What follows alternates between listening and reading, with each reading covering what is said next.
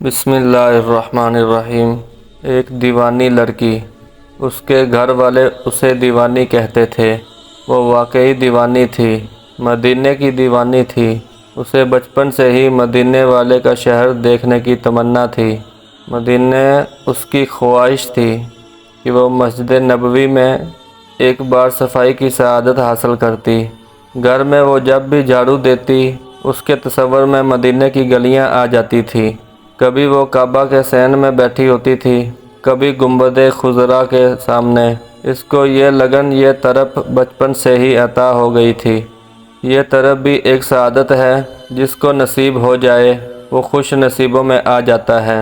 یہ ایسی طرب ہے جس میں سکون ہی سکون ہے۔ اسی لیے 6-7 سال کی عمر سے ہی اس نے اپنا جیب خرچ ایک ٹین میں جمع کرنا شروع کر دیا۔ گھر والوں کی طرف سے اسے جو پیسہ بھی ملتا وہ اسے ٹین میں ڈال دیتی۔ وہ ایک متوسط گھرانے سے تھی، اس لیے جیب خرچ کچھ خاص نہیں ملتا تھا۔ نور نام تھا اس کا۔ نور کے گھر والوں کو ایک 6 ماہ بعد پتہ چلا کہ وہ عمرے کے لیے پیسے جمع کر رہی ہے۔ اس نے یہ بات کسی کو نہیں بتائی تھی۔ ایک دن وہ اپنے جمع کیے پیسے کو گن رہی تھی تو اس کی امی نے دیکھ لیا۔ بچی کے ہاتھ میں اتنے پیسے دیکھ کر وہ حیران رہ گئی۔ یہ پیسے کہاں سے لیے تم نے؟ نور کی والدہ نے اس کے ہاتھ سے پیسے چھینتے ہوئے سختی سے پوچھا۔ نور کی اپنی 6 ماہ کی محنت پہ پانی پھرتا نظر آیا۔ امی، یہ مدینے کے ہیں، یہ نہ لیں آپ۔ نور نے اپنی والدہ سے التجا کی۔ مدینے کے ہیں؟ نور کی والدہ کو کچھ سمجھ نہ آیا۔ یہ کس نے دیے تمہیں؟ چوری تو نہیں کی؟ اس کی والدہ نے نور کے قریب بیٹھتے ہوئے اس بار ذرا نرمی سے پوچھا تو اس نے جواب دیا، نہیں امی، یہ میں نے جمع کیے ہیں۔ نور نے فخر سے کہا۔ اس کے لہجے میں اب خوشی جھلک رہی تھی۔ نور نے اپنی والدہ کو ساری بات سمجھا دی۔ ساری بات جان کر اس کی والدہ حیران رہ گئی۔ اسے فخر ہوا کہ اس نے نور جیسی بیٹی کو جنم دیا ہے۔ اتنی چھوٹی عمر میں اتنی طرب، اتنی لگن کے ملنے والے چند روپے بھی جمع کرنے شروع کر دیے۔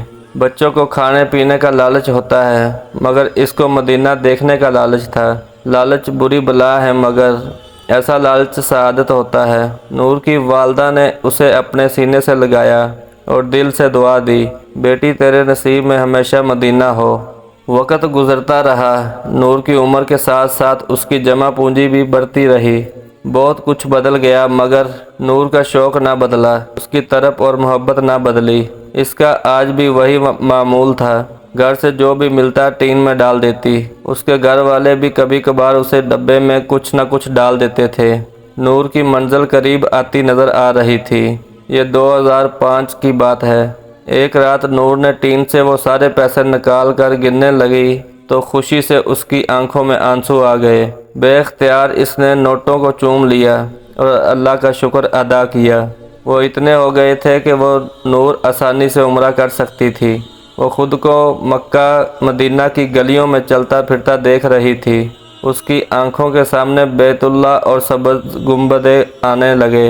اس نے اپنے ابو سے بات اور ان کو اس بات پر آمادہ کیا کہ کسی بھی طرح کچھ پیسے بچا کر وہ اس کے ساتھ عمرہ کرنے چلیں۔ اس کے والد نے نور سے وعدہ کیا کہ وہ 2-4 ماہ تک بندوبست کر لیں گے۔ نور کے لیے یہ 2-4 ماہ 2-4 صدیاں بن گئے۔ اس نے اپنا پاسپورٹ بھی بنوا لیا تھا۔ 3 ماہ گزر گئے تھے۔ نور کے والد نے ساری تیاریاں مکمل کر لی تھی۔ عین ممکن تھا 15-20 دنوں تک باپ بیٹی عمرہ کے لیے روانہ ہو جاتے، مگر قسمت کو شاید یہ منظور نہیں تھا۔ اللہ نے غفلت سوئے ہوئے ہم خطا کار انسانوں کو جگانے کے لیے زمین کو ہلا دیا۔ 2005 میں آنے والے زلزلے نے ہر طرف تباہی مچا دی، جس میں کشمیر کے کئی گاؤں شہروں کا تو نام و نشان ہی مٹ گیا۔ لوگ بے یارو مددگار ہو گئے۔ نہ رہنے کو چھت رہی، نہ کھانے کو کئی سامان۔ بے شمار لوگ اپنوں سے بچھڑ گئے۔ امدادی کارروائیاں شروع ہو گئیں، جس میں حکومت اور عوام نے بڑھ چڑھ کر حصہ لیا۔ پورے پاکستان سے لوگ اپنے ہم وطنوں کو دیکھ کر مدد کروانے امڈ پڑے۔ کھانے پینے کے سامان سمیت پہننے اوڑھنے کو جو بھی میسر ہوا لے کر پہنچے۔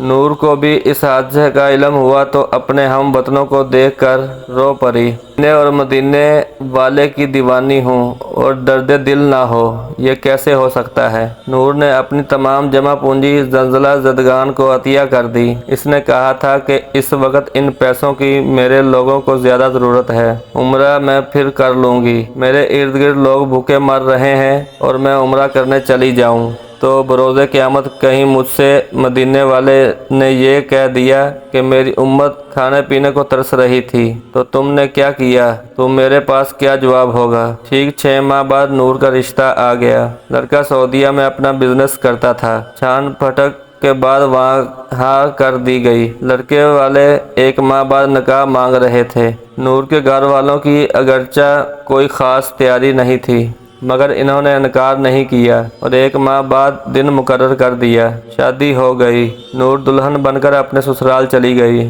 شادی کے 15 دن بعد لڑکا واپس سعودیہ چلا گیا۔ اس نے نور سے کہا تھا کہ وہ اسے جلد اپنے پاس بلا لے گا اور 2 ماہ بعد نور سعودیہ جانے کے لیے جہاز میں بیٹھی تھی۔ یہ پاکستان سے ڈائریکٹ مدینے کی فلائٹ تھی۔ نور کا شوہر مستقل مدینے میں ہی رہتا تھا، وہیں اس کا کاروبار تھا۔ ایئرپورٹ پہ نور کا شوہر اس کا انتظار کر رہا تھا۔ نور نم آنکھوں سے مدینے کی پاک زمین پر کھڑی سوچ رہی تھی کہ کہیں یہ خواب تو نہیں۔ وہ جو مدینے کو دیکھنے کی منتظر تھی، اسے مدینے مکین بنا دیا گیا تھا۔ اپنی قسمت پر رشک کرتی وہ گاڑی میں بیٹھی اور گھر جانے کی بجائے سیدھی مسجد نبوی میں گئی۔ مسجد نبوی پر نظر پڑتے ہی اس کی آنکھوں سے اشکوں کا سمندر بہہ نکلا۔ اس نے اپنے جوتے گاڑی میں ہی چھوڑ دیے اور گنبد خضرا کے سامنے جا پہنچی۔ نور کے اس وقت کے کیا جذبات تھے وہی سمجھ سکتی تھی۔ نماز اور شکرانے کے نفل پڑھ کر وہ گھر چلی گئی۔ اگلے ہی دن وہ اپنے شوہر کے ساتھ عمرہ کے لیے مکہ کی طرف رواں دواں تھی۔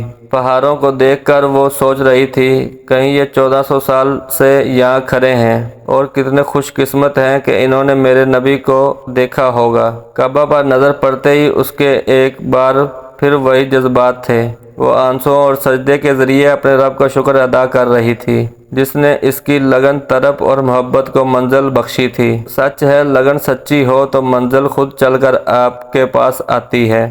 مدینے کو دیکھنے کی خواہش مند وہاں کی مکین بن گئی تھی۔ اسے یاد ہی نہیں تھا کہ اس نے کتنے عمرے کیے ہیں۔ اس کا ہر خواب پورا ہو گیا تھا۔ وہ دیوانی تھی اور مدینے کی پاک گلیاں اسے ماں نے دعا دی تھی، بیٹی تیرے نصیب میں ہمیشہ مدینہ ہو، اور وہ مدینے کی ہو کر رہ گئی تھی۔